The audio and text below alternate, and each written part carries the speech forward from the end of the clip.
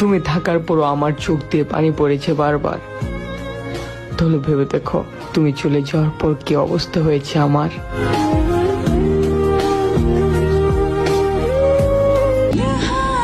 এখনো সময় আছে ভাই, পড়াশোনাতে ফোকাস দে, না হলে আমাদের মতো এত রোদ্রে 12 ঘন্টা ডিউটি করতে গিয়ে কখন দেখবি তোর নিজেরই 12টা বেজে গিয়েছে।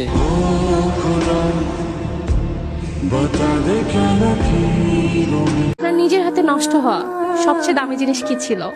নিজের জীবন। নিজের জীবন? কেন? কারণ নিজের জীবনটা নিজে হাতে নষ্ট করছি।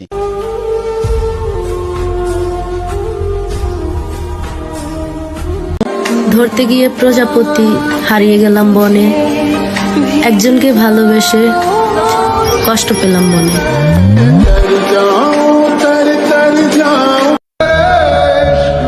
আঘাত তো সেই মানুষটাই দিয়ে গেছে যে একদিন বলতো, তুমি কাঁদলে আমার খুব কষ্ট হয়।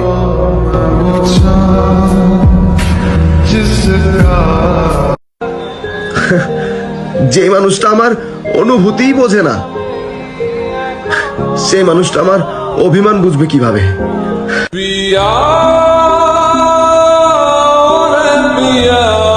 যে নিজের থেকেও বেশি তোমাকে ভালোবাসে তাকে কখনো ফিরিয়ে দিও না, কারণ এমন মানুষ হারালে আর পাবা না। কপালে যে আছে তাকেই পাবো, কিন্তু মনের ভিতর যে আছে তার কি হবে?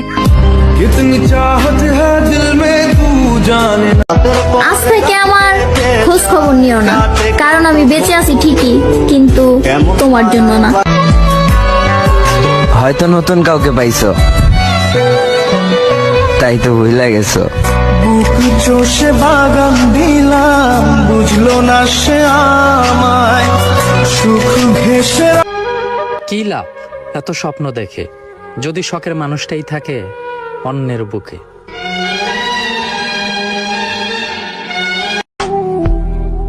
রাত অনেক হয়েছে, এবার ঘুমায় পড়ো।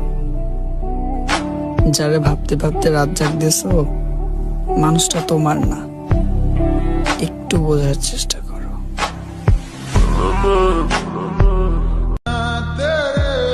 অপেক্ষা করব সেই দিনটার জন্য, যেদিন তুমি নিজে এসে বলবে তোমার মতো করে কেউ আমাকে বোঝেনি।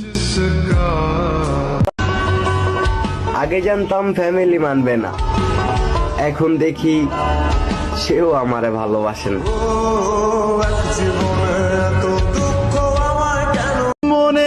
জীবনে আর কাউকে হারানোর ভয় নাই, যাকে হারানোর ভয় ছিল সে আর আমার নাই। একদিকে আপনার ফ্যামিলি, অন্যদিকে আপনার ভালোবাসা, আপনি কোনটা চাইবেন?